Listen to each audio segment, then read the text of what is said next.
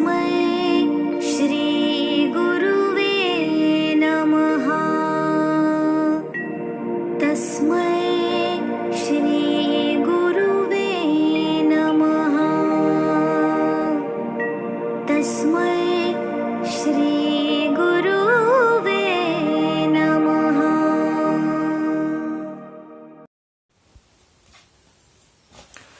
Dear student, hello. हमने अपने last chapter में कंप्यूटर बेसिक की कुछ चीज़ें डिस्कस की थी, जैसे कंप्यूटर अस्तित्व में कैसे आया, कंप्यूटर की ज़रूरत क्यों पड़ी, और कंप्यूटर सिस्टम क्या होता है, कंप्यूटर सिस्टम के आगे कितने पार्ट हैं। तो कंप्यूटर सिस्टम के हमने आगे 4 पार्ट में हमने इसको बांटा था कंप्यूटर सिस्टम को। तो पहला था इनपुट यूनिट, और दूसरा था प्रोसेसिंग यूनिट, तीसरा था आउटपुट यूनिट, और चौथा था आपका मेमोरी यूनिट। इसमें से हमने जो आपके 2 हैं, आपका इनपुट यूनिट और आपका प्रोसेसिंग यूनिट, ये हमने थोड़े से डिस्कस कर दिए थे। और आज हम इस लेक्चर में हम आगे के जो 2 यूनिट बच गए हैं, दैट इज आउटपुट यूनिट और आपका मेमोरी यूनिट, उसको हम इसमें डिस्कस करने वाले हैं। तो सबसे पहले हम आउटपुट यूनिट को शुरू करते हैं। तो जो आपका आउटपुट यूनिट होता है वो आपके बुक के अकॉर्डिंग आउटपुट यूनिट किसको बोलते हैं? ये बोलता है कि output unit is a device through which results are displayed to user. In addition, first it converts the computer generated result in user acceptable form. तो ये क्या बोलता है? इसका कहने का मतलब ये है, जो आपकी डेफिनेशन है, डेफिनेशन आपको ये बोल रही है कि जो आपका, जैसे कि मैंने आपको पहले बताया था, कि जो कंप्यूटर है आपका, वो कोई भी अदर लैंग्वेजेस नहीं समझता है। आप उसको हिंदी में बोलो, इंग्लिश में बोलो कि ये काम कर दे, वो काम कर दे, उसे कुछ समझ नहीं आएगा, क्योंकि वो एक मशीन है और वो एक खाली मशीन लैंग्वेज समझती है।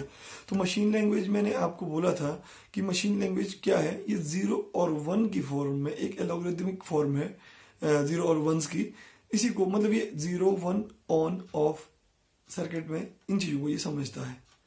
तो अब बात ये आती है, अगर ये 0 और 1 को समझता है तो ये हमारी बातों को कैसे समझ पाता होगा? हम तो 0, 1 में कुछ नहीं बोलते हैं, हम या तो हिंदी में बोलेंगे, टाइप करेंगे, या फिर हम इंग्लिश में टाइप करेंगे। तो इसके लिए मैंने बोला था कि इसके लिए कंप्यूटर सिस्टम में एक यूनिट है जिसका नाम है इनपुट यूनिट। तो इनपुट यूनिट एक ट्रांसलेटर है जो हमारी लैंग्वेज को, आदमी जो यूज़र है, हम यूज़र हैं कंप्यूटर में जो काम कर रहे हैं, वो हमारी लैंग्वेज को क्या करता है, वो कन्वर्ट कर देता है। कन्वर्ट करता है किसमें? मशीन लैंग्वेज में। जब वो उसको कन्वर्ट करके मशीन लैंग्वेज में सीपीयू में भेजता है, तो सीपीयू उसको समझ के फिर उसको समझता है कि एक्चुअल में हम क्या बोल रहे हैं। अब वही बात आती है कि सीपीयू ने उसको समझा किसमें? मशीन लैंग्वेज में। अब वो हमें रिजल्ट देगा दोबारा से। अब वो तो मशीन है, अगर वो हमें रिजल्ट देगी, वो मशीन लैंग्वेज में ही रिजल्ट देगा। तो इसके लिए हमें एक और यूनिट की जरूरत पड़ती है जो उस लैंग्वेज को फिर से यूजर लैंग्वेज में, हमारी लैंग्वेज में हमें कन्वर्ट करके दे, ताकि हम उस आउटपुट को या उस जो इंफॉर्मेशन है जो उसने प्रोसेस करके बनाई है, तो उसे हम समझ पाए। तो इसी के लिए जो हमारा है वो आपका क्या होता है? Output device. तो आउटपुट डिवाइस क्या होता है? बहुत सिंपल सी डेफिनेशन है, आप जरा एक बार ध्यान से सुनिए। आउटपुट यूनिट, या इसको हम डिवाइस बोलते हैं, आउटपुट यूनिट और device is a device through which result are displayed to user. In addition, first it convert the computer generated results in user acceptable form. तो अभी आप स्क्रीन पे कुछ इमेजेस दिखेंगे जो हमारे आउटपुट डिवाइसेस की है। तो ये रही हमारे ब्लैक बोर्ड पे, सॉरी व्हाइट बोर्ड पे।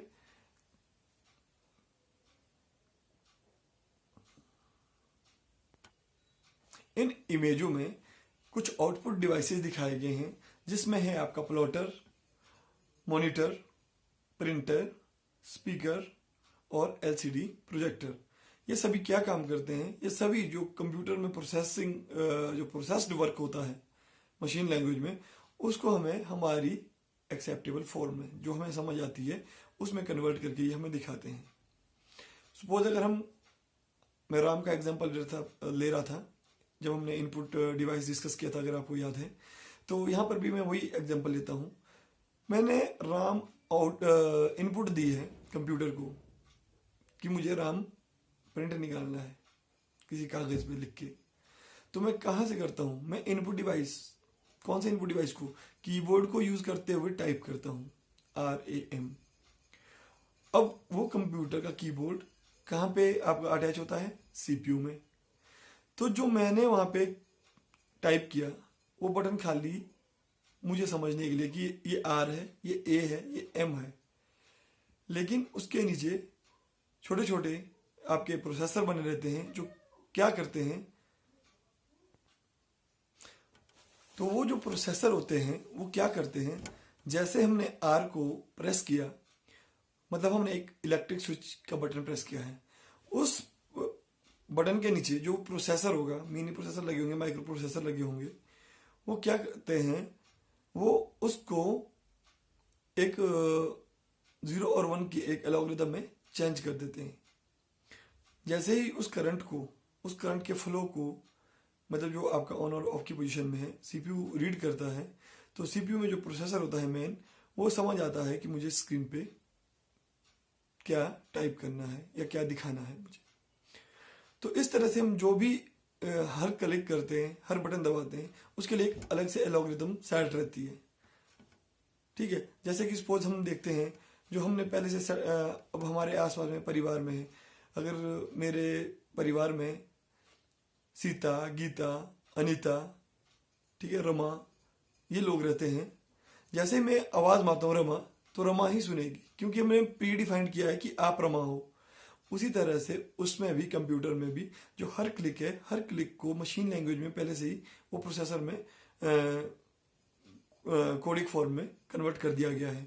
जैसे ही आप उस बटन को प्रेस करते हैं तो कंप्यूटर को फट पता चल जाता है कि इस कोड से मुझे कौन सी इंस्ट्रक्शन का पालन करना है, मतलब मुझे आगे इसका प्रोसेसिंग में इंफॉर्मेशन में क्या दिखाना है।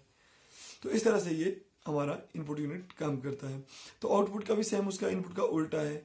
इनपुट में क्या होता है कि जो हमारी लैंग्वेज है वो कन्वर्ट करता है किसको? मशीन लैंग्वेज में। लेकिन आउटपुट यूनिट में क्या है कि जो कंप्यूटर लैंग्वेज है, मशीन लैंग्वेज है, उसको वो कन्वर्ट करता है हमारी लैंग्वेज, ताकि जो रिजल्ट वो हमें दे हम उसको समझ पाए। अब अगला जो हमारा एक और यूनिट रहता है, मेमोरी यूनिट। ये बहुत इंपॉर्टेंट है, क्योंकि मेमोरी ही आपको पता है, ये इसी में ही स्टोरेज क्षमता है, इसी में ही काम करने की क्षमता है। जिसकी आदमी, अगर हम वैसे भी देखें, जिस आदमी की मेमोरी जितनी शार्प होती है वो उतना तेज होता है। कंप्यूटर में भी ये, जिसकी मेमोरी जितनी ज़्यादा होगी वो कंप्यूटर उतना फास्ट चलेगा, फास्ट काम करेगा, जल्दी काम करेगा, बिना हैंग हुए काम करेगा। तो इसमें जैसे अगर हम देखते हैं कि जो मेमोरी है वो एक डिवाइस है जो हमारे करंट डाटा और इंस्ट्रक्शंस को स्टोर करने के काम आता है। इसको अगर हम डिफाइन करें तो it is a device use to store current data and instructions. यह दो तरह की होती है, एक होती है आपकी इंटरनल मेमोरी और दूसरी होती है आपकी एक्सटर्नल मेमोरी। जो इंटरनल मेमोरी होती है ये लाइक ह्यूमन ब्रेन, आदमी के दिमाग की तरह काम करती है। मतलब कहने का मतलब क्या है, जैसे कि हमारा दिमाग है, अगर हम कोई लेक्चर सुन रहे हैं, जस्ट सुन रहे हैं, ध्यान दीजिएगा, हम लेक्चर जस्ट सुन रहे हैं, हम उसको नोट नहीं कर रहे हैं, तो सुनने से क्या होगा, जो हमारी मेमोरी है उसके अकॉर्डिंग हम उसको कुछ देर के लिए याद रख पाएंगे। कई लड़के 5 मिनट के बाद भूल जाएंगे, कई बच्चे 10 मिनट के बाद भूल जाएंगे, कई को एक दिन याद रहेगा, कई को एक हफ्ता याद रहेगा और कई को 1 महीना याद रहेगा। लेकिन वो परमानेंट नहीं है। अगर तो आप काम पे काम किए जाओ, मतलब दिमाग में और मेमोरी भरते जाओ, डाटा भरते जाओ, तो आप जल्दी जल्दी भूल जाओगे। लेकिन अगर आपने एक काम को 3-4 बार किया है तो आप उस काम को थोड़ा सा लंबे समय के लिए याद रख सकते हैं।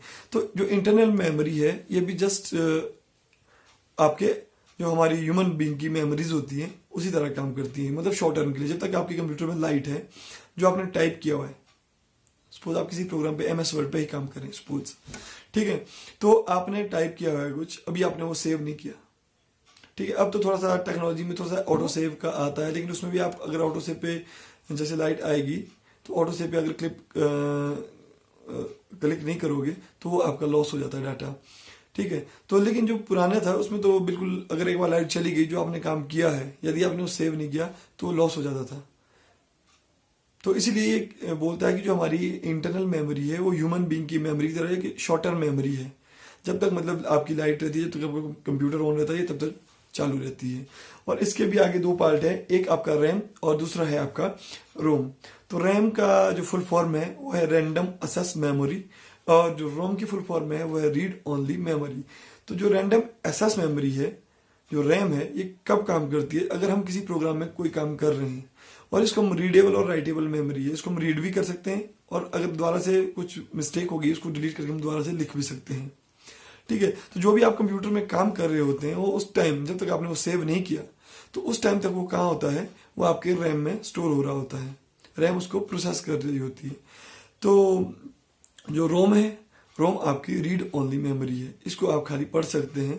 ये मेमोरी का वो भाग है कंप्यूटर की जिसमें आपके जो एप्लीकेशन सॉफ्टवेयर होते हैं, जो अदर सॉफ्टवेयर होते हैं, एप्लीकेशन होती हैं, जहां वो स्टोर होती हैं। ठीक है ना, तो जिस भाग में वो स्टोर होगी उसको हम बोलेंगे रोम। तो रोम में क्या है, हम सॉफ्टवेयर के खाली लाइसेंस और उसकी जो मैन्युफैक्चरिंग वगैरह के बारे में, कि कब की हुई है, कैसे हुई, किस कंपनी ने किया है, उन चीज़ों को हम खाली पढ़ सकते हैं, उनको हम दोबारा से ओवरराइट नहीं कर सकते हैं। तो इसीलिए इसको रीड ओनली मेमोरी कहा गया, कि इस मेमोरी को जो हम है खाली पढ़ सकते हैं, हम इसमें कोई मॉडिफिकेशन नहीं कर सकते हैं। तो आगे है हमारी एक और जो सेकंड पार्ट है इसका, ये तो हमने बताया था कि इंटरनल मेमोरी के दो पार्ट है, रैम और रोम। लेकिन जो इसका अगला पार्ट है, मेन पार्ट, वो है एक्सटर्नल और सेकेंडरी मेमोरी। तो एक्सटर्नल और सेकेंडरी मेमोरी को हम ऐसे समझ सकते हैं, ये क्या बोलता है कि external memory enables us to store large amount of data on permanent basis। ठीक है, तो ये क्या बोलता है कि जो हमारा एक्सटर्नल मेमोरी है, ये क्या करती है, एक लार्ज अमाउंट ऑफ डाटा को, बहुत सारे डाटा को, बहुत सारी इंफॉर्मेशन को परमानेंट बेसिस पे, मतलब हम उसे कभी भी देखें, आज देखें, लाइट जाने के बाद देखें, अगर वहां सेव हो गई है कोई चीज, उसको हम मतलब आज से 100 साल के बाद तक, जब तक वो वहां से डिलीट नहीं की गई है, तब तक हम उसको वहां से देखते रह सकते हैं। वो वहां पे स्टोर है, तो परमानेंट बेसिस पे स्टोर है। ठीक है, वो कोई टेम्परेरी में, जैसे आपका इंटरनल मेमोरी में हो रहा था कि वो आपकी टेम्परेरी बेसिस पे थी, जब तक लाइट है तब तक थी, लाइट गई तो वो सारा डाटा आपका गया। लेकिन जो हमारी एक्सटर्नल और सेकेंडरी मेमोरी है, ये मेमोरी हमारी, अगर इसको हम समझना चाहें, ठीक है, सपोज आप एक स्टूडेंट है, इसके लिए मैं एक एग्जाम्पल सेट कर रहा हूँ, ऐसा मतलब आपको कहीं विजुअलाइज होगा नहीं, लेकिन मैं एग्जाम्पल सेट कर रहा हूँ, आप समझने की कोशिश करो। ठीक है, आप एक स्टूडेंट है, आप स्कूल आते हो बैग के साथ, बैग में आपकी रहती हैं नोटबुक्स। ठीक है, तो जैसे ही टीचर आपको कोई लेक्चर ड्वेल करते हैं, लेक्चर देते हैं आपको, तो आप क्या करते हो, अगर आप उस लेक्चर को सुनोगे तो उसका सिर्फ 5% या जिसकी मेमोरी थोड़ी ज्यादा है उसको 20% या 30% याद रह जाएगा। ठीक है, वो भी कुछ समय के लिए। और अगर आपको हफ्ते के बाद पूछा जाए कि सर ने क्या बोला था हफ्ते पहले वाली क्लास में, तो आप उसको एक्सप्लेन करने में असमर्थ हो जाएंगे। तो मतलब जो आपका दिमाग था वो रैम थी, जब तक आप सुन रहे हैं, जब तक आप इंटरेक्ट हो रहे हैं, तब तक वो काम, जब तक उस काम के साथ आप लिंक्ड है, तब तक आपको वो याद है। जैसे आपने उस काम को छोड़ के स्विच किया किसी दूसरे काम पे, तो आप पुराना काम भूल गए। तो रैम का भी यही है, वो तब तक एक्टिवेटेड रहती है जब तक आप उस काम के साथ जुड़े हैं। अगर बीच में कहीं लाइट चली गई, आपने कोई दूसरा काम खोल दिया, तो वो वहां से हट जाता है, वो काम वो भूल जाता है कि मैं मेरा पिछला काम क्या था। तो उसको याद रखने के लिए कंप्यूटर में उसको एक्सटर्नल मेमोरी में सेव किया जाता है। और अगर आपने उस लेक्चर को एक्सटर्नल मेमोरी में, अपनी एक्सटर्नल मेमोरी में डालना है, तो आप उसको कहां सेव करोगे, अपनी नोटबुक पे। तो कहने का मतलब क्या है कि जो आपका माइंड है वो प्राइमरी मेमोरी है, और जो आपकी नोटबुक है वो आपकी सेकेंडरी मेमोरी है। क्योंकि उसके ऊपर आपने लेक्चर का जो भाग लिख लिया है वो लंबे समय के लिए, जब तक आपके पास कॉपी है तब तक आप उसको दोबारा वहां से रिवाइज करके देख सकते हैं कि उस लेक्चर में क्या बातें कही गई थी। तो इस तरह से जो हमारी एक्सटर्नल मेमोरी है उसकी कोई लिमिट नहीं है, आप कॉपी पे कॉपी लेते जाओ, भरते जाओ, लाइब्रेरी बन जाएगी। ठीक है, तो हमारे कंप्यूटर सिस्टम में भी जो एक्सटर्नल मेमोरी है, जैसे आपका पेन ड्राइव हो गया, ठीक है, कोई यूएसबी हार्ड डिस्क हो गई, तो ये सारी चीजें क्या है, उसकी मेमोरी को बढ़ाने के लिए है। और इन चीजों में जो आप डाटा सेव करते हैं वो परमानेंट बेसिस पे उसमें सेव हो जाता है। जैसे ही आप उस पेन ड्राइव को कंप्यूटर के साथ जोड़ते हैं वो डाटा फिर से विजुअलाइज हो जाता है, उसको आप फिर से देख सकते हैं। तो इससे हमें क्या पता चलता है कि कंप्यूटर भी आप जो कंप्यूटर का दिमाग है वो भी दो तरह से काम करता है, एक टेम्परेरी जब आप काम कर रहे हैं और दूसरा परमानेंट बेसिस पे। तो जो एक्सटर्नल मेमोरी है तो इसकी ये आपकी जो इसका यूनिट है, तो इसमें जैसे कि बाइट सबसे मिनी बिट है, फिर बाइट है, किलोबाइट है, मेगाबाइट है, गीगाबाइट है, टेराबाइट है। तो ये जो चीजें हैं ये आपके बहुत सारे डाटा को, मतलब पूरे वर्ल्ड के डाटा को स्टोर कर सकती है। हमारे पास इतने बड़े बड़े एक्सटर्नल यूनिट डिवाइस बने हुए हैं। तो आशा करता हूं कि ये दोनों चीजें आपको समझ आ गई होगी, और अगर किसी को समझ नहीं आए तो फोन करके या मुझे बैक कॉल करके कमेंट करके पूछ सकता है कि सर ये चीजें हमें समझ नहीं आई हैं। धन्यवाद।